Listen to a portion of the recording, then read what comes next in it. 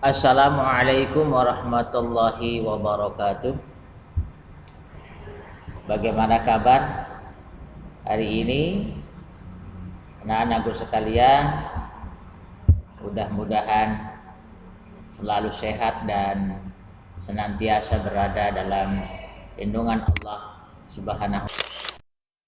Pada kesempatan ini kita akan membahas bab yang membicarakan tentang iman kepada kitab-kitab Allah Subhanahu wa taala. Merupakan materi untuk kelas 11 SMA SMK. Baiklah, anak-anakku sekalian, sebelum kita mulai pembelajaran ini, malah kita terlebih dahulu berdoa dengan membaca basmalah bersama-sama. Bismillahirrahmanirrahim. Sebelum kita berbicara lebih jauh tentang iman kepada kitab-kitab Allah, secara umum untuk mengingatkan kita kembali bahwa rukun iman itu ada 6, ya. Ada 6. Yang pertama adalah beriman kepada Allah Subhanahu wa taala. Yang kedua beriman kepada malaikat Allah. Ketiga beriman kepada kitab-kitab Allah. Keempat beriman kepada rasul-rasul Allah. Yang kelima beriman kepada hari akhir, dan yang keenam beriman kepada qada dan qadar. Kita akan membahas rukun iman yang ketiga, yaitu beriman kepada kitab-kitab Allah. Apa itu yang dimaksud dengan iman kepada kitab-kitab Allah? Tentunya terlebih dahulu kita memberikan arti dari kata iman dan kata kitab itu sendiri. Secara bahasa atau etimologi, iman artinya percaya atau yakin. Percaya dan yakin yang sudah masuk kategori iman adalah percaya dan yakin yang sudah bulat. Percaya, yakin yang sepenuh hati, yang di dalamnya tidak ada keraguan lagi. Sedangkan kitab secara bahasa itu artinya buku. Atau juga bisa diartikan surat sama aja, surat kiriman. Nah, kemudian secara terminologi atau secara istilah yang dimaksud dengan iman kepada kitab-kitab Allah itu apa? Bisa kalian lihat. Iman kepada kitab-kitab Allah adalah meyakini sepenuh hati. Ini lebih mantap ya. Meyakini sepenuh hati bahwa Allah Subhanahu wa taala telah menurunkan kitab-kitabnya kepada para rasul-rasulnya, agar kitab-kitabnya itu dijadikan sebagai pedoman hidup umat manusia agar mereka memperoleh kebahagiaan dunia dan akhirat. Jadi kita kalau beriman kepada kitab Allah, kita harus yakin Allah itu telah menurunkan kitab-kitabnya. Nah, namanya kitab-kitab berarti bukan satu. Kitabnya kepada nabi-nabi atau rasul-rasul pilihannya sebagai pedoman hidup bagi manusia agar mendapatkan kehidupan yang bahagia dunia dan akhirat. Nah, kemudian karena di sini kitab-kitab Allah itu yang diturunkan bukan satu, ya. Tetapi saya sampaikan di sini ada 4, ya. Jadi sebelum Al-Quran itu masih ada 3 kitab yang pernah diturunkan Allah, yaitu Taurat, Zabur, Injil. Nah, bagaimanakah cara mengimani kepada Al-Quran dan kepada kitab-kitab sebelumnya?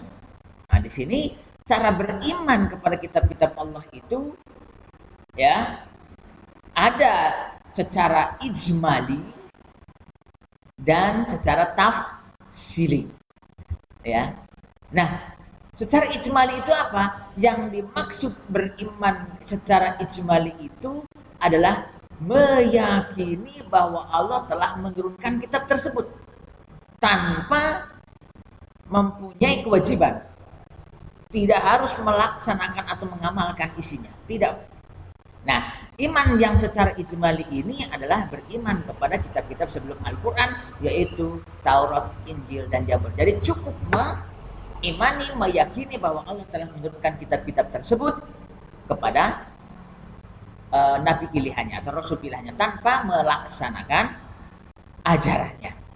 Sementara kalau kita beriman kepada Al-Quran adalah beriman yang secara tafsili, yaitu meyakini bahwa Al-Quran itu diturunkan oleh Allah Subhanahu wa taala kepada rasul pilihannya yaitu Muhammad sallallahu alaihi wasallam dengan melaksanakan isi ajarannya. Jadi bedanya di situ. Ya, kalau kepada Al-Quran percaya sekaligus melaksanakan isinya, tetapi kalau beriman kepada kitab sebelumnya hanya cukup percaya saja tanpa melaksanakan isinya. Itulah beriman secara ijmali dan tafsili. Ya. Kemudian di sini ada istilah lain yang mungkin hampir mirip, yaitu ada istilah yang disebut dengan kitab dan suhuf. Apakah pengertian keduanya? Nah, bisa disampaikan di sini, kitab adalah kumpulan wahyu Allah, kumpulan firman-firman Allah yang disampaikan kepada para rasulnya untuk diajarkan kepada manusia sebagai petunjuk dan pedoman hidup. Dan kitab itu adalah firman-firman yang telah dibukukan. Namanya kumpulan wahyu, itu berarti kumpulan wahyu atau kumpulan firman yang telah dibukukan.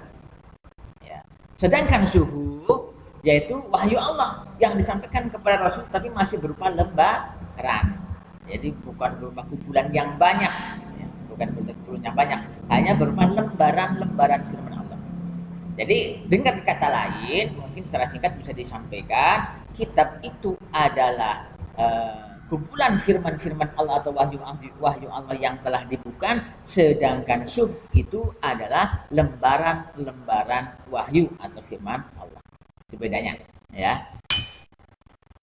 Nah, lebih jelas di sini saya sampaikan tentang persamaan dan perbedaan antara kitab dan suhuf.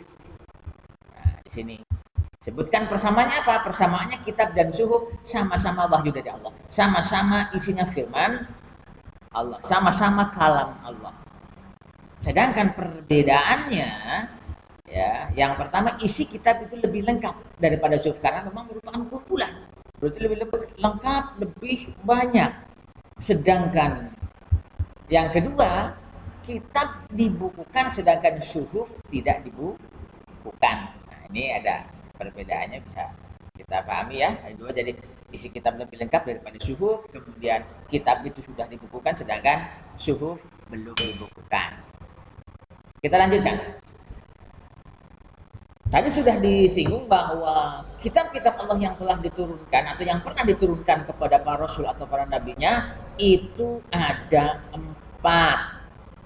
Ya. Yang pertama, ini Taurat. Kitab Taurat itu diturunkan kepada Nabi Musa alaihi salam. Kemudian yang kedua, kitab Zabur yang diturunkan kepada Nabi Daud alaihi salam. Kemudian selanjutnya kitab Injil yang diturunkan kepada Nabi Isa alaihi salam. Dan yang keempat, Al-Quran. Kitab Al-Quran yang diturunkan kepada Nabi Muhammad sallallahu alaihi wasallam. Itu kalau yang berupa kitab. Kemudian tadi di samping kitab juga Allah menurunkan suhuf, ya, lembaran-lembaran. Suhuf atau sahifah, jadi lembaran-lembaran firman Allah.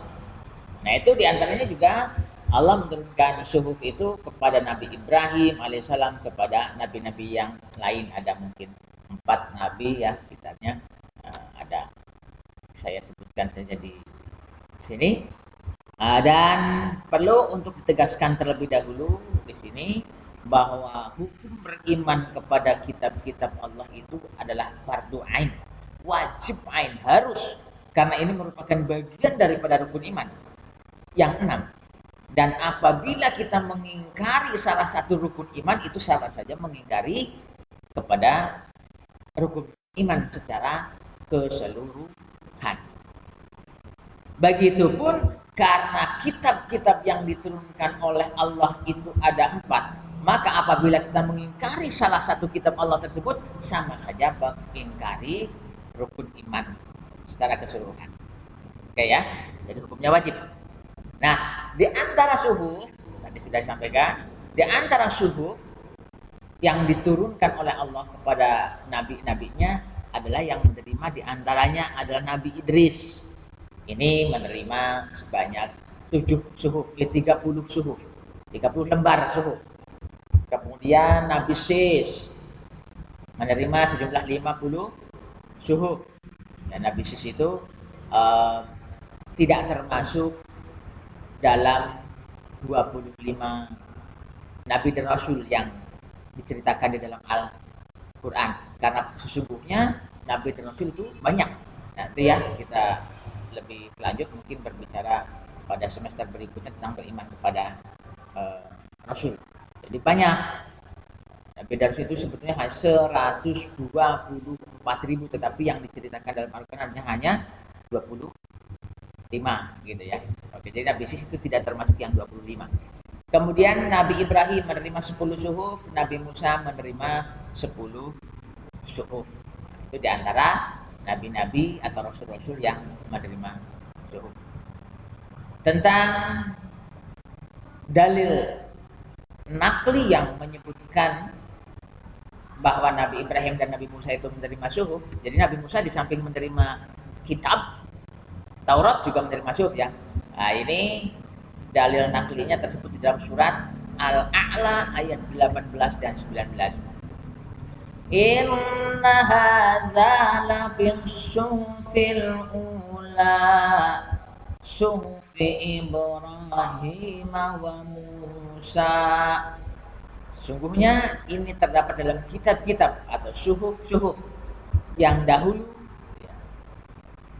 yaitu kitab-kitab atau suhuf Ibrahim dan Musa, suhufi Ibrahim wa Musa. Jadi ayat ini menjelaskan bahwa Nabi Ibrahim dan Nabi Musa termasuk nabi yang menerima suhuf. Kemudian apakah fungsi diturunkannya kitab? Kenapa Allah menurunkan kitab kepada para rasul dan kemudian oleh rasul-rasul itu disampaikan kepada manusia? Apa fungsinya? Apa perlunya? Sebetulnya dengan kita memahami pengertian tadi, pengertian iman kepada kitab Allah, di sini sudah bisa disimpulkan fungsi utamanya. Tapi di sini agar lebih mantap, fungsi diturunkannya kitab itu ada dalil nakilnya surat Al-Maidah ayat 16 ya. A'udzu billahi minasy syaithanir rajim. Bismillahirrahmanirrahim.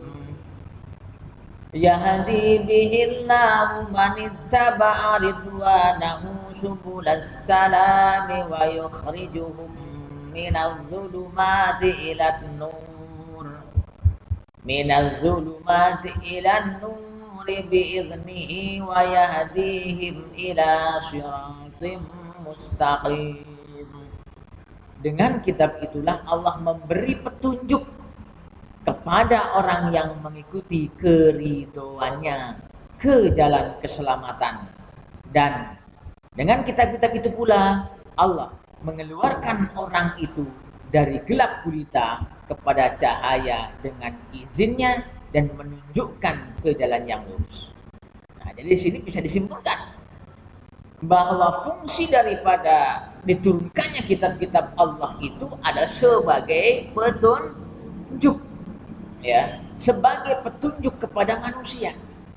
Karena manusia hidup ini kalau tidak mendapatkan petunjuk dari Allah, maka jelas manusia itu akan mengikuti jalan yang buruk, jalan yang salah, yang tidak diridhoi.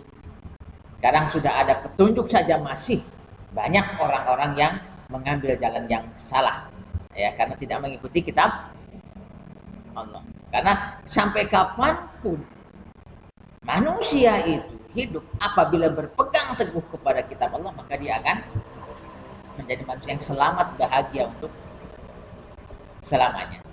Ya. Jadi ada dua hal yang ditinggalkan, diwariskan oleh Rasulullah, yaitu Al-Quran dan hadis. Ini yang harus jadi pegangan hidup manusia. Ya.